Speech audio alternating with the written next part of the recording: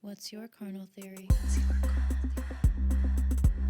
Hey there, you're listening to Carnal Theory, where we talk with experts from around the world to learn how taking command of our sexual story affects our personal wellness, sexual experiences, and relationships with ourselves and others.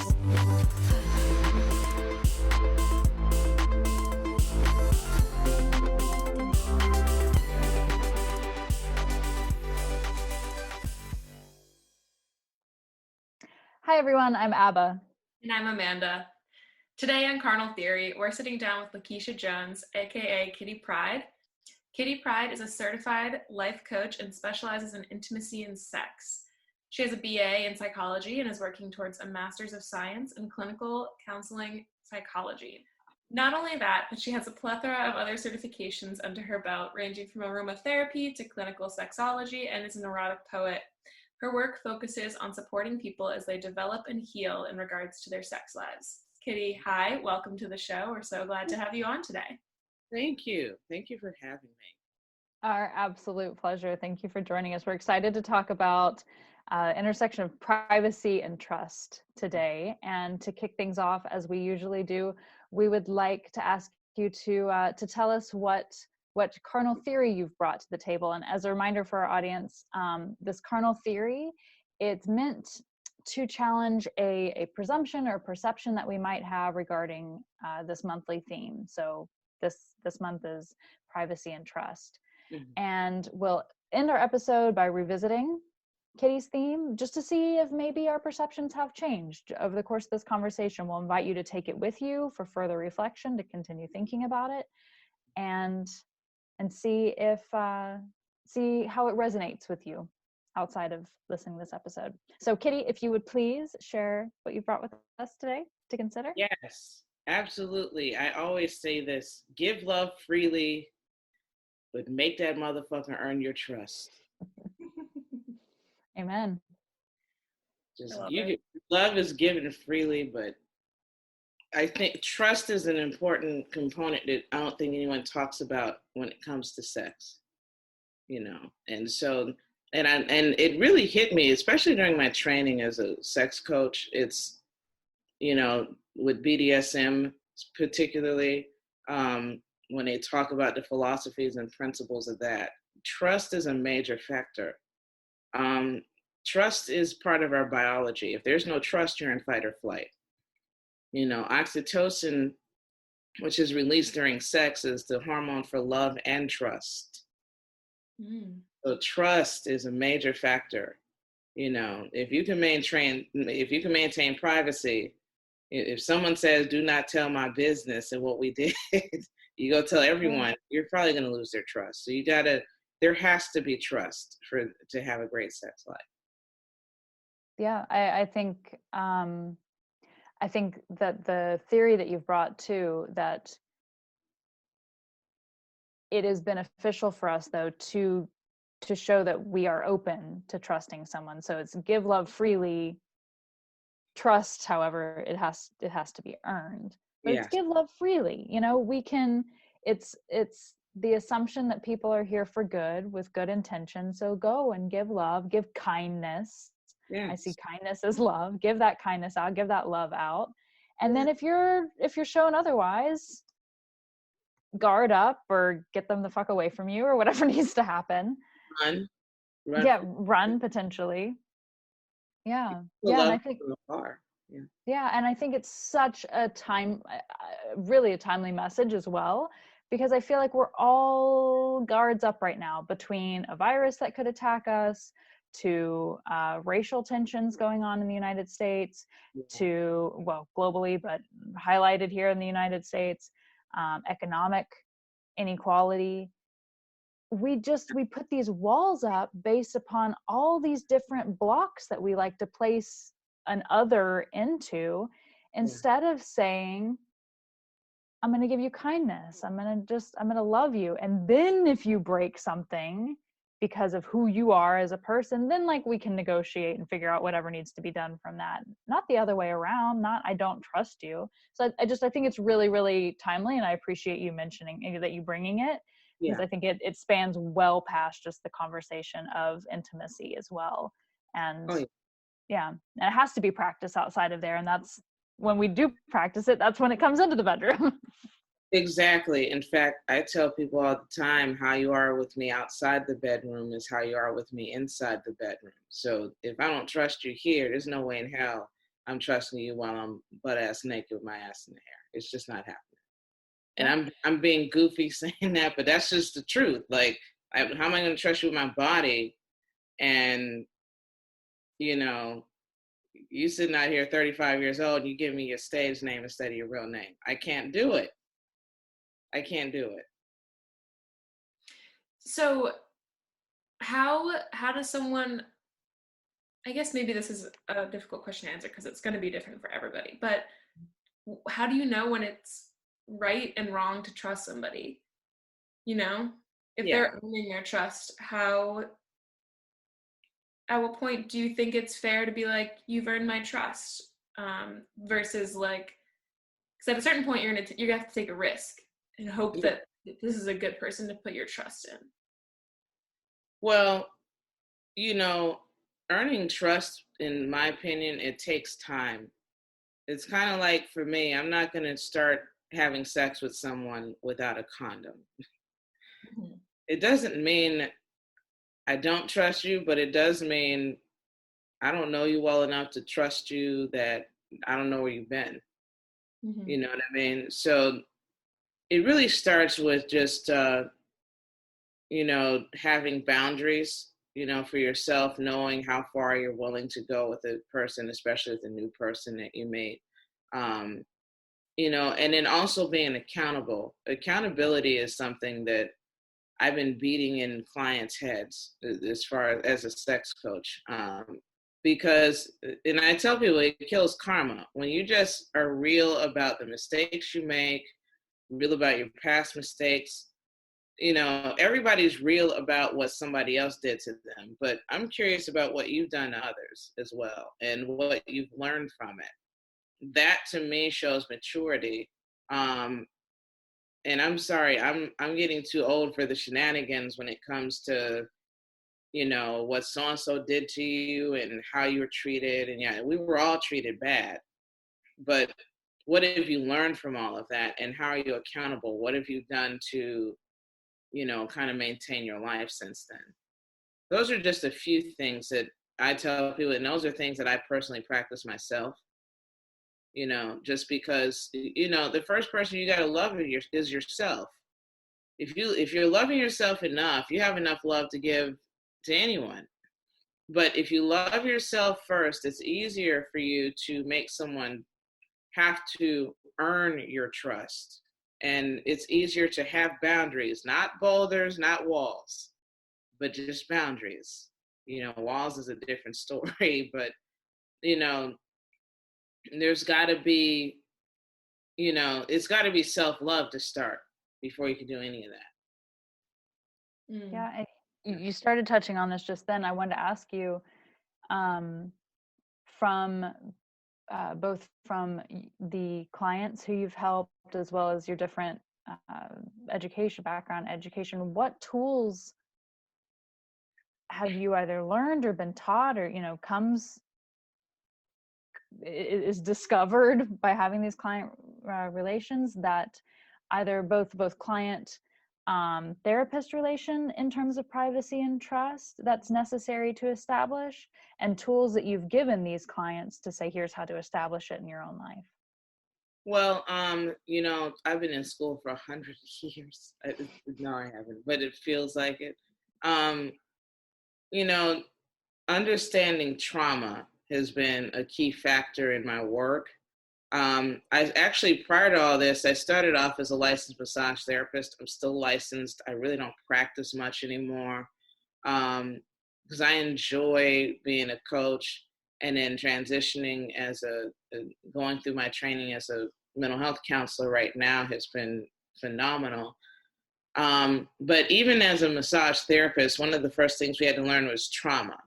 We didn't get that deep into trauma, but understanding how the body responds to different things, understanding how people respond, understanding transference and countertransference in a session was like my foundation, you know. And so I tend to use those particular tools to get people to understand, why they keep meeting the same type of person.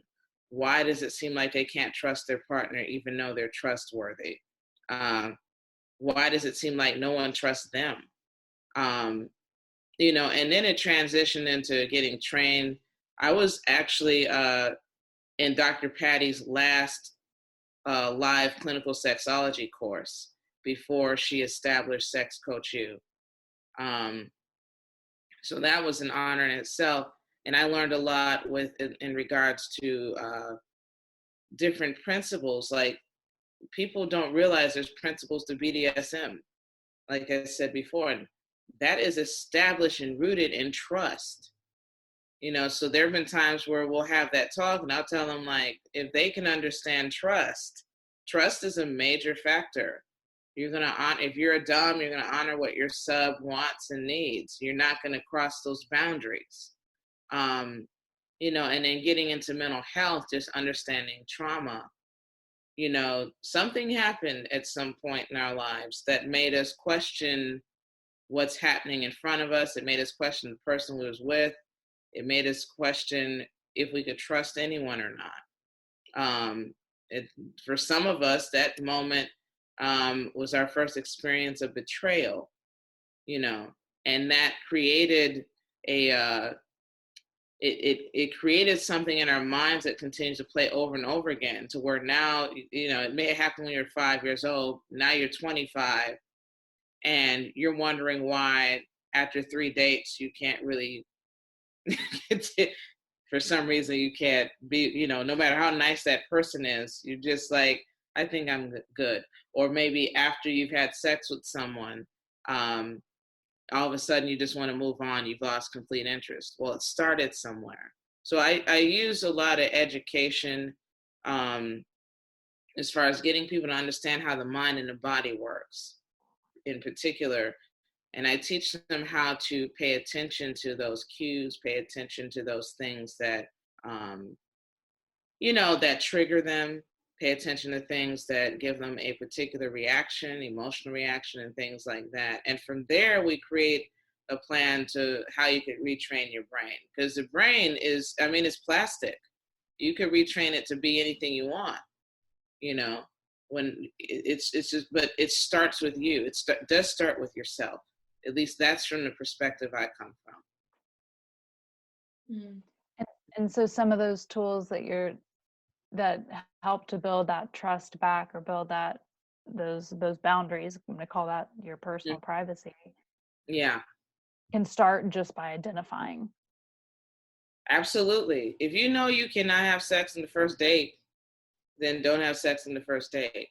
But if you keep having sex in the first date, I help people discover why that is. I try to help them discover the why. Because I think that, and this is why I appreciate becoming a counselor as well, because it actually helped me become a better coach. And it's mainly to help people just discover themselves, really. Regardless of what perspective you come from. It doesn't matter if, I know how to diagnose, and, we can get into psychopathology all we want, but, end of the day, it's just another way of explaining what's really happening with you. It's giving you another level of awareness, self-awareness, so if you know that, if you know you're a hoe, then you probably shouldn't get in a monogamous relationship. But if you keep getting in monogamous relationships, knowing you want to be with everybody, knowing you want to really be out there, then we need to discover what that is. And that's what I help people do. And that's something I've personally seen a lot with clients, with just people, asking, why is it that I can't find a woman that allows me to, be with anybody? I'm like, why is it that you can't just admit that you like to be with everybody, and you can't keep it in your pants, and you really don't want to be in a relationship? So trust, it starts with truth.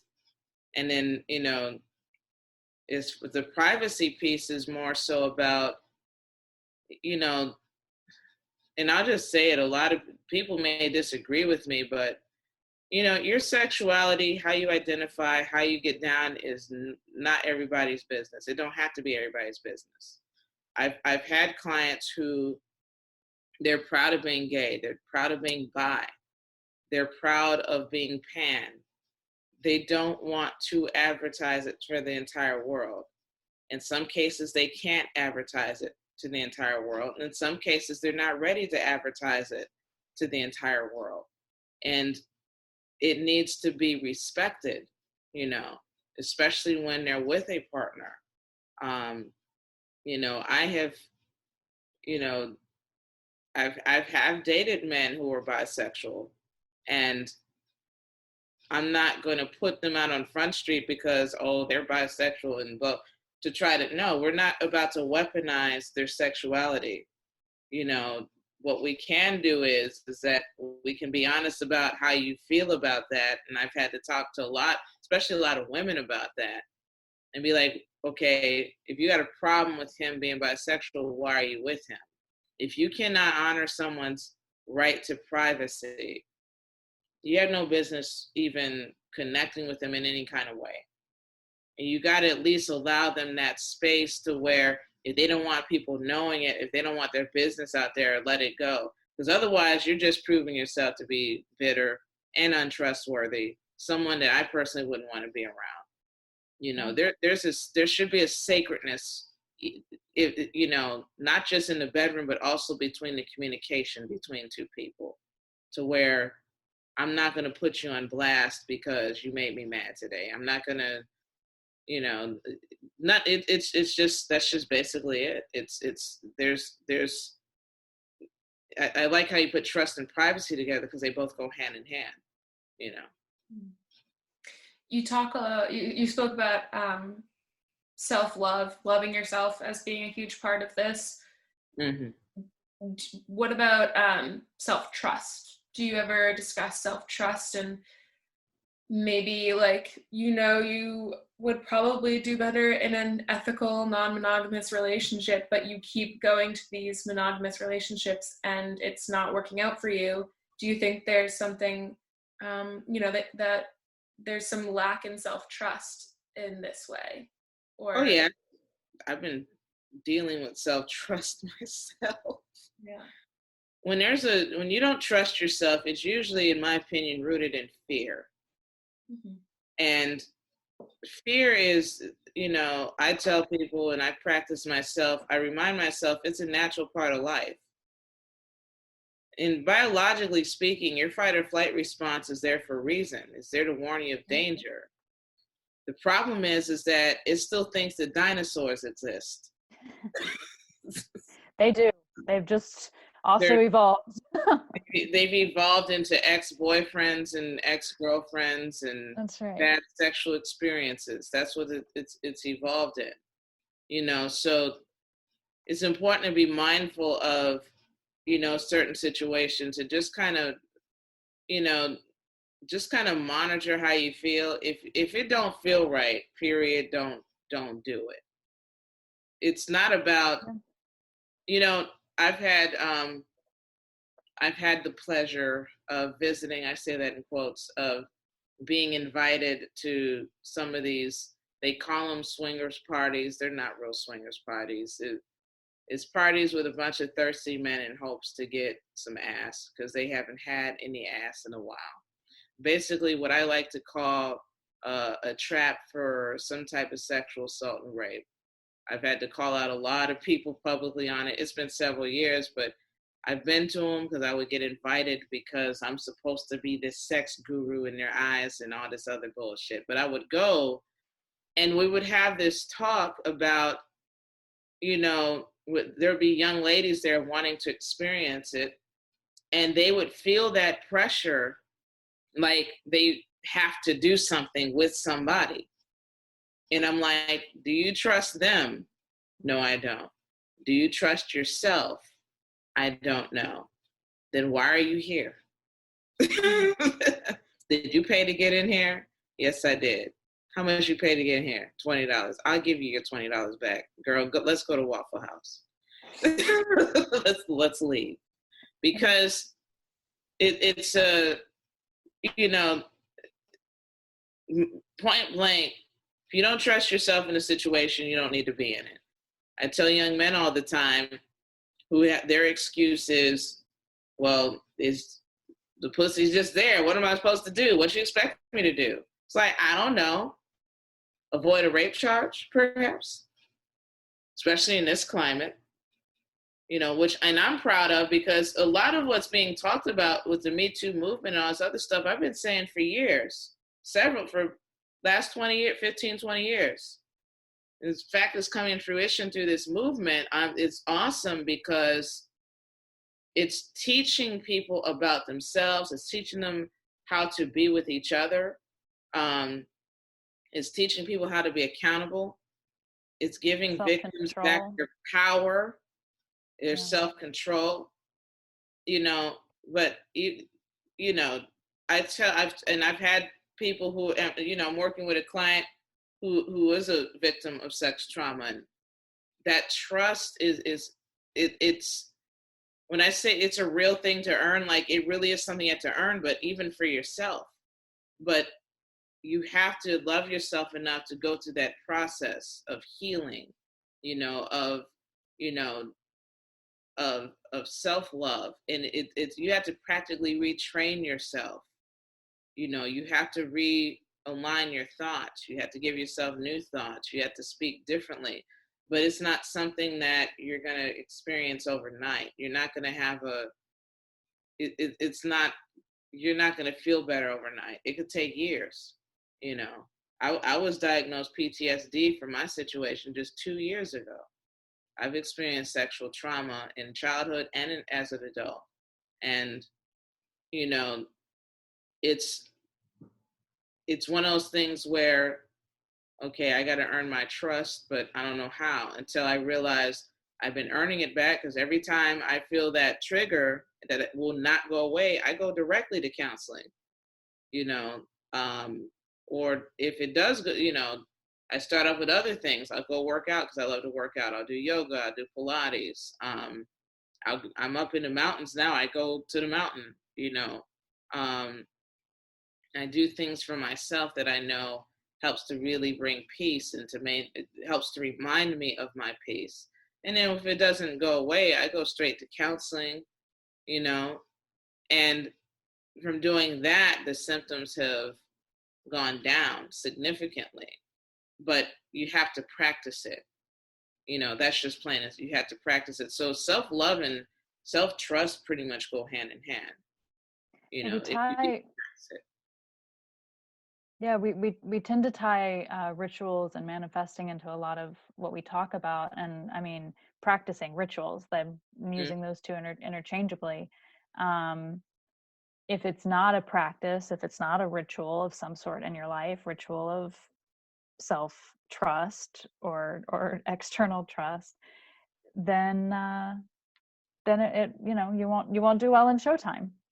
Absolutely. Something like we were saying before. Yeah. I'm curious if you can share what your background, your story is of becoming a sex therapist, why you chose this path. It's weird. Okay, so what had happened was, long story short, I'll do that. So I started studying sex when I was about 19-ish, 20-ish. I was curious because I wanted to know why I had to wait until I got married, because I grew up in a church. My father's a pastor. I was going to church regularly. I was not a virgin. I had experienced sex because I wanted to, but I was trying to understand why there was so much. At that time, a lot of people were still teaching against sex before marriage. You don't hear about that much now, if you guys noticed, for a reason. But, got married. A few years later, got divorced. It ended amicably. Decided, I don't know what I want to do with my life. I dropped out of school. I came down to Atlanta to go to the Art Institute to become a filmmaker. This was before Tyler Perry, so I was trying to be the next Spike Lee. But I was like the female Spike Lee, but I got bored in that industry and irritated. So I just decided I'm gonna work till I figure out something. So, worked, had fun. It's my 20s. Had fun, had a blast. I was a waitress. And then I was like, I'm tired of being a waitress. I want to at least get some type of career. So I became a massage therapist. While I was in massage school, I went to a pure romance party. Mm. And I don't know if it was at a pure romance party or if a pure romance rep was, I think she had a table set up at my job. It was one of those two, I don't remember. But she had this book called, and I still have it. It's called Tickle Your Fancy. It's by, I wish I took it out. It's back there somewhere. I have a million. Sorry. I know the name of the company is Tickle Kitty. Ironically, no relation. No relation. It had nothing to do with, like, I forgot her name, but she that book changed my life, not just because of the illustrations and the how-tos and how to masturbate and things like that for women, but I read her bio and it said she had a PhD in clinical sexology. And I'm like, this is a field? And I've been spending all these years studying sex because that's what I just had an interest in. And to discover it was a field, I was like, holy shit. So I went on the internet and just, researched, like, what can I do with this? And I learned this was before sex coaching became prominent, per se. Dr. Patty, she had been doing sex coaching, but I didn't know who she was at the time yet. But when I discovered sex therapy, I'm like, that's it. This is what I'm supposed to do. And I had this light bulb went off and over my head. And it was like, yeah, this is what I'm supposed to do. So it still took me a few years to go back to school. But, because of other challenges, but, I was able to go back to school, finish my bachelor's degree and, but it was more of an aha moment at that time. Because, I had decided, whatever I choose to do, I want it to be something I can enjoy the rest of my life. I didn't want it to feel like work, So that's pretty much what happened. Good thought process. Yeah, I came across Dr. Patty just from a random search on the internet. And, she was giving a live course, her last live course in clinical sexology. I was still finishing my bachelor's degree, so I got the student rate, thank you, Jesus. And I did the clinical sexology and I did my first SAR. I was in Los Angeles for 8 days. It was like my, no offense, it was like my Hajj almost, or like my, like I was going, like a pilgrimage. It was just sex for every day for 8 days. I was around other professionals. It was amazing. And then that was around the time she was developing Sex Coach U, and, it told me about it. So graduated, attended Sex Coach U. Sex Coach U, they say you can finish it in 6 months, and you can. You can. Does it happen like that all the time? Hell no. It's like going to grad school. I'm like, just damn. But it's been a incredible journey. I started, grad school. I started actually at Boston University. One day I had to tell my whole story. I went through a lot of bullshit for the last 20 years, but had to leave for health reasons. Then I went to Argosy University for mental health counseling, discovered I liked it better than social work. Then spring of 2019, Argosy University closes mid-semester. I was just getting ready to start practicum. So I transferred now. I'm at Brenau University. And it looks like I'm actually going to finish. So, because I'm in practicum right now. Nice. Congratulations. Thank you. I do plan to go to get my doctorate. My first choice right now is Widener. It wasn't for a while because everybody goes to Widener in this business. But I like Widener and what they have. I like their setup. So but that's pretty much how I got going. It's been that's the short version. It was long the way I explained it, but that's the short version. I was reading through your blog and I came across this video from 2014. Dang. And and you mentioned Afrosexuality. And this is a huge topic, yeah. like expansive. But I'd love for you to talk a little about what that means, Afrosexuality. You had a few videos on it, and it was really interesting. Well, and then let me preface first by saying there's actually a group in the Midwest, I forgot where, that actually had I coined the term before I knew about them. I think they came after I coined that term, but so I just want to put that out there just for copyright reasons, but they, they're doing their thing with that. But at that time, I was kind of studying a lot of history, because there was not much of a Black presence in this field. And at that time, there's a lot of shit talk around this that I've just learned about that people don't understand. Like, for example, Dr. Patty has been having that talk for years. I remember having that talk with her back then in 2014, back when I was doing her clinical sexology training. And,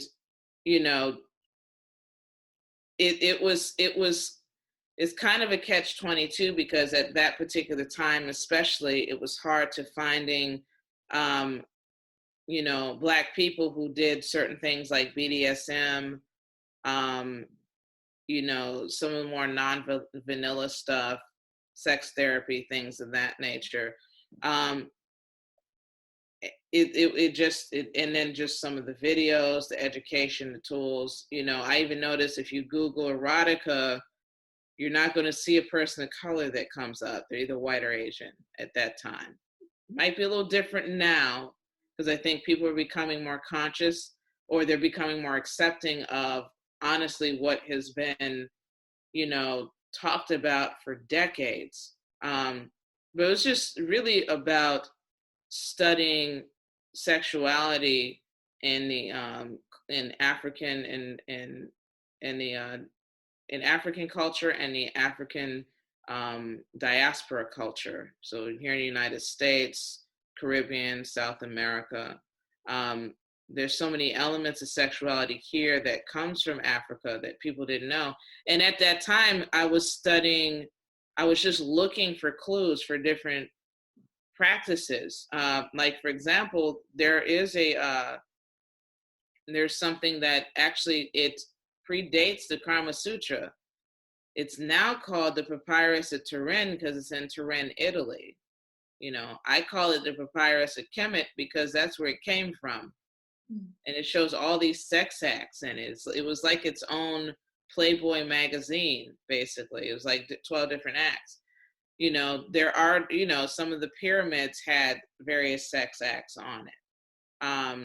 There's a lot of sex worship, not just in Egypt, but just in that land, just throughout, but it's hard to find it because a lot of it has been, no pun, whitewashed with colonialism, mainly with colonialism, and not before that. People forget about, the conquests where a lot of the Islamic nations, no diss to Islam, but they conquered some of the nations in Africa. Africa was very egalitarian. A lot of people don't understand that in history. There was no, this is a male role, this is a female role. It was like, no, this is your role. This is what you came to Earth to do.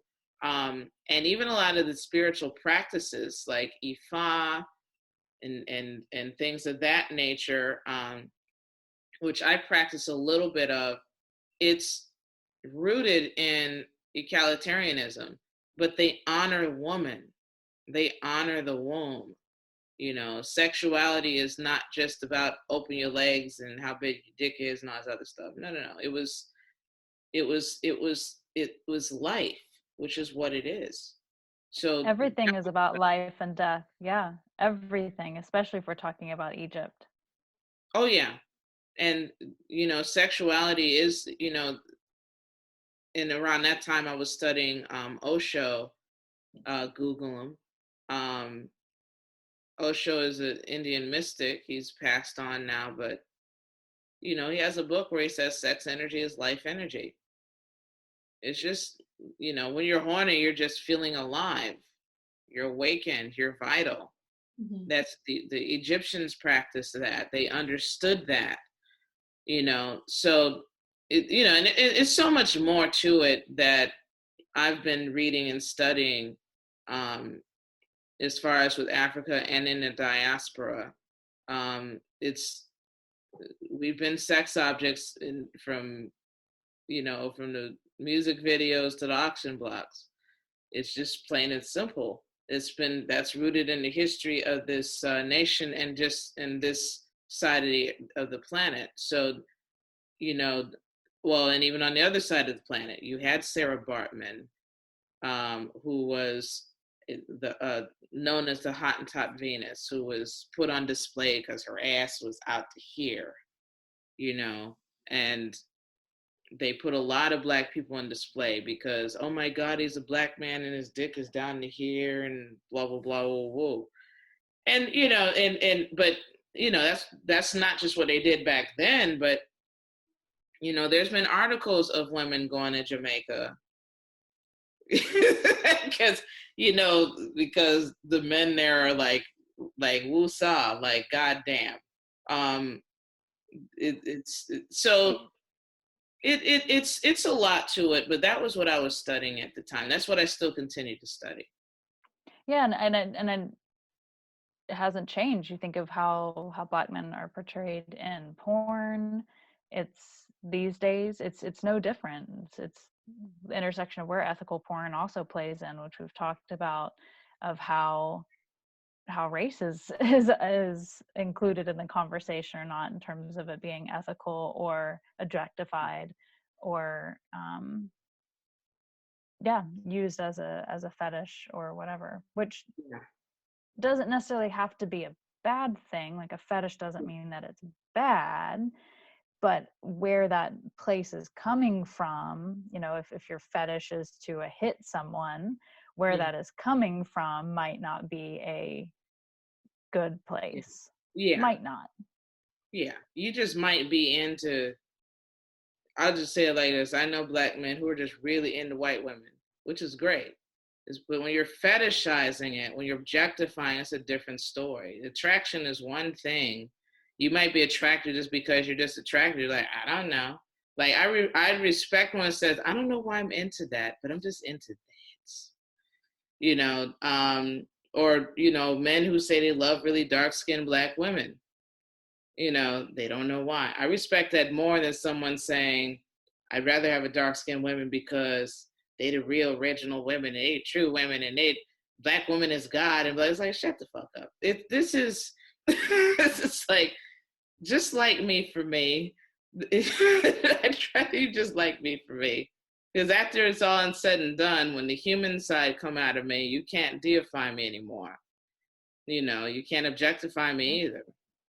It's, if I'm just there to make you look good, I don't want to be there. I don't want no parts. Yeah, and there's a hell of a lot more to unpack there, and we're looking to maybe cover intersection of race and sex and racism and sex later this year, so maybe we can dive into that more. solely on the interest of time, not Amanda and I were talking about this before the show started. We were like, we could go into several topics with you, onto a tangent. Want to loop back on the carnal theory that you've brought today. Yeah. Can you say it for us one more time? Yes, absolutely. Love is to be given freely, or basically I said give love freely, but make him or her, earn your trust. It's yeah. Love freely, earn trust. That's the simplified version of it. Yeah, demand earning trust, demand being worthy of being given trust, and that you demand it for yourself. Absolutely. Earn the trust, and you will have love, you will have kindness.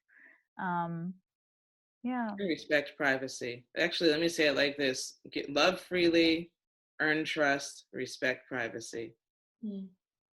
Plain and simple. It's just plain and simple. Yeah, and you're probably gonna have a good relationship. Yeah. It's a great recipe. We can cook that right up. I mean, people be saying, I want a man or I want a woman. It's like, well, let's start there. Love and respect people. But it's golden rule. It's a different phrasing of the golden rule. Do unto others as you would have them do unto you. It's love. That's what you want, and then you want that respect and trust and respect and privacy. So thank you so much. It's very, very important. Thank you. Thank you. Yeah, and if anyone who's listening has questions or further insights, definitely reach out to us on Instagram at Carnal Theory. And if you want to check out the work that Coach Kitty Pride does, you can check her out on Twitter and Instagram at Coach Kitty Pride, where you can also find links to her podcasts. And yeah, thank you so much for joining us. Thank you. Carnal Theory is produced by My Sex Bio. Our sound design is by Audrey Cohane, and our theme music by Men the Universe. My Sex Bio is an educational platform built to empower people like you to take command of your sexual biography. Follow us on Instagram, Twitter, Facebook, LinkedIn, TikTok, YouTube, and Spotify at My Sex Bio. Visit our website and join our e-letter at mysexbio.org, and support our work by joining our Patreon. Thank you.